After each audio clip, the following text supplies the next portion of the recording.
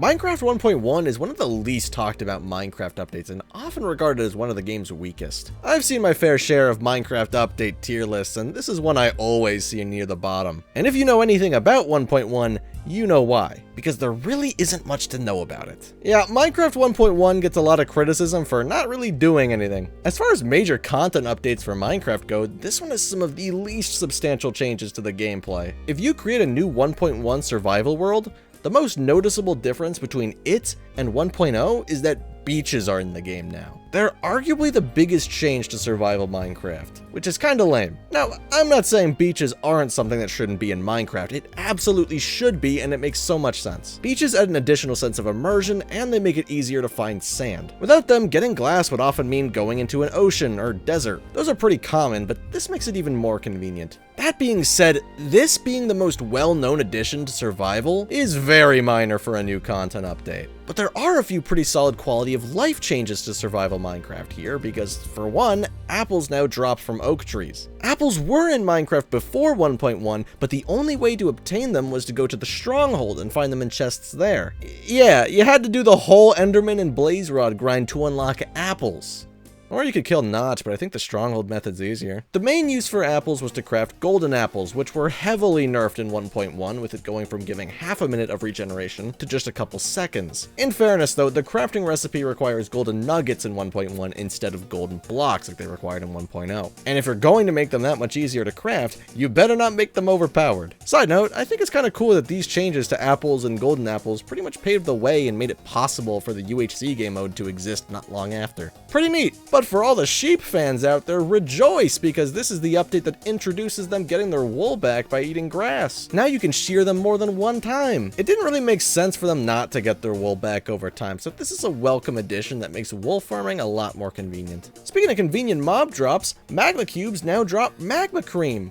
What took so long? This update came out 2 months after 1.0, and even then this feels long overdue. You had a slime that drops slime balls, then you had a magma-based slime ball and a magma-based slime. But the magma-based slime did not drop the magma-based slime ball, and you were stuck using your hard-earned blaze powder and slime balls in order to craft magma cream for fire resistance potions because there was no other way to get them. What was the point of magma cubes then? Did they just forget to give it a drop? Because all you got from them earlier was experience orbs, which is fine. Not everything in a sandbox game needs to have a purpose, but it makes so much more sense for them to have the drop that looks like it was made specifically for them. So thank God, this change makes sense and gives magma cubes a practical use. Not to mention it allows you to use the materials you would use to craft it on something else. But I'm glad the recipe still exists if you're having trouble finding magma cubes and you have the means to make the cream yourself, because sometimes it can be pretty hard to find magma cubes. Something I often see get neglected when talking about 1.1 is the fact that this is the update that brought us bow enchants. Now when you're fighting the Ender Dragon, it won't take 8 million shots to kill because you can enchant it with power. It only made sense for bows to get this treatment if swords and armor had it. Bows were previously the only combat item in the game you couldn't enchant. And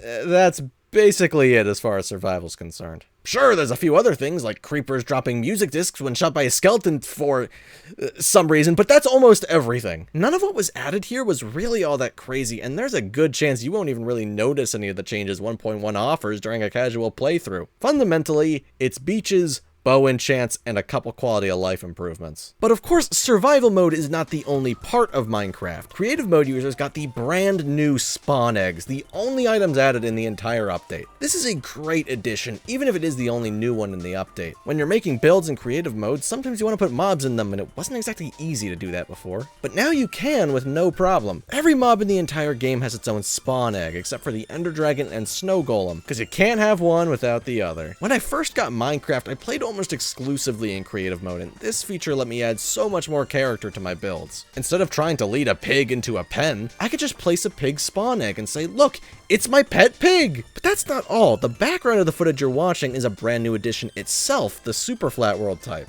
This is one of those ideas that takes very little effort to make, but is also really solid. While I would sometimes play survival or hardcore on these for fun because I found slimes and villages cool and they're a lot more common here, the main intent of Superflat worlds was always for building. Now you don't have to worry about pesky terrain getting in the way of your builds. You can just do whatever you want without having to go through the effort of shaping the world to fit your builds. It's such a simple addition that helps improve vanilla Minecraft so much. There's one other important thing Minecraft 1.1 does, and that is the newly added languages menu. The game now has support for over 50 languages, which is quite a bit for an update that came out 2 months after 1.0, which only had one language. Doing this was a no-brainer. Minecraft had become such a popular game that this was going to be necessary sooner or later. Sure, we may not have had a sprint key, but Latvians can play now. Obviously, as an English speaker who always had access to the game, it's easy for me to say that this isn't an interesting addition. But for so many people around the world, this is the most important addition because it made a hugely popular game more accessible. Granted,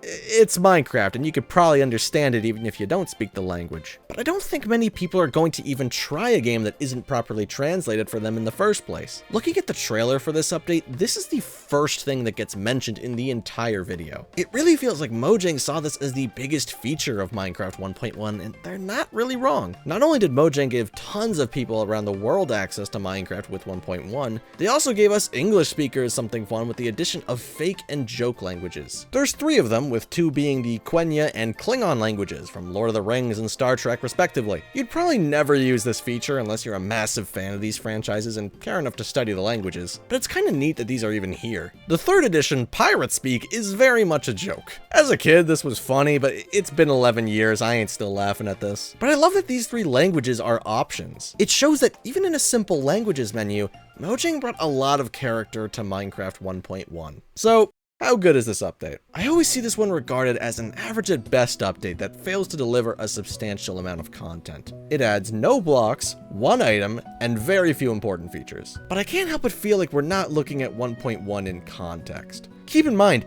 this released less than 3 months after 1.0 did. 1.0 added enchanting, brewing, breeding, the end, tons of new mobs and features. It may be the biggest update in Minecraft history. And it's what set the standard for what makes a good update. And when all these years later, you see these people on the internet making tier lists and looking at every version side by side, you see everything 1.0 did, then you see that 1.1 is notable for spawn eggs and pirate speak. Of course people are disappointed with 1.1 nowadays, but is that really the version's fault? Would it make sense for Mojang to put out a massive update so soon after the biggest one in the game's history, while the player base was still getting used to it? Sure, the update doesn't have much to say. But what it does do is refine what's already there in a way that won't overwhelm the several players still adapting to the new systems. And the things it does add are quality of life additions that were all really good. Bow enchantments, Superflat worlds, language support, even apples dropping from trees, all that.